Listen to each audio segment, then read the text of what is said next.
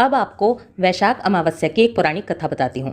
बहुत समय पहले की बात है। धर्मवर्ण नाम के एक ब्राह्मण थे। वो बहुत ही धार्मिक प्रवृत्ति के थे। एक बार उन्होंने किसी महात्मा के मुख से सुना कि घोर कलयुग में भगवान विष्णु के स्मरण से ज्यादा पुण्य किसी भी कार्य में नहीं है। जो पुण्य यज्ञ करने से प्राप्त होता था, उससे कहीं अधिक पुण्य फल नाम सुमिरन करने से मिल जाता है। कलयुग में केवल भगवान का नाम लेने से ही इंसान तर सकता है। धर्मवर्ण ने इसे आत्मसात कर संन्यास लेकर भ्रमण करने निकल गए। मतलब धर्मवर्ण ने इस बात को अपने अंदर उतार लिया और वो भगवान की भक्ति में इतने रम गए कि उन्होंने संन्यास ले लिया और भगवान का नाम जप करने लगे। जब वो इतना नाम जप भगवान का करते थे तो उनको शक्तियां भी मिल गई। उनके पास इतनी शक्तियां आ गई कि वो अपनी शक्ति से मृत्यु लोक, स्वर्ग लोक, नरक लोक कहीं भी जा सकते थे। ऐसे ही एक दिन भ्रमण करते करते वो पितृलोक जा पहुंचे। वहां धर्मवर्ण के पितर बहुत कष्ट में थे। उन्होंने खुद अपने पितरों को देखा और देखा कि वो बहुत कष्ट भोग रहे हैं।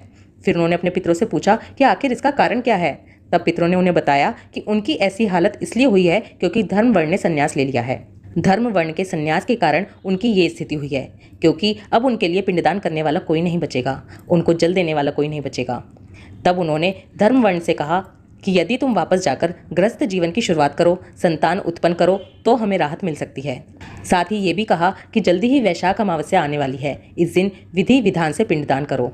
चावल का पिंडदान पितरों को बहुत ही प्रिय होता है, इसलिए पितरों को चावल का पिंडदान करना, गाय को चारा खिलाना, घर में किसी तरह का क्लेश मत करना, किसी से वाद विवाद मत करना, हमारे यानी कि पितरों के निमित्त जो भी तुमसे बन पड़े वो दान देना, पितरों के लिए ब्राह्मण को अच्छा अच्छा भोजन कराना।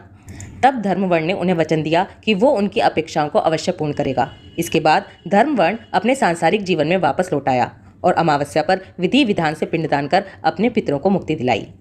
तो देखा आपने हमारे पितर किस तरह से हमसे जुड़े रहते हैं। इसलिए अमावस्या के दिन इन सब बातों का ध्यान रखें, अपने पितरों को प्रसन्न करें और देखिए हमारे घर में भी खुशहाली कैसे आती है। सभी पितर देवताओं की जय। राधे कृष्णा।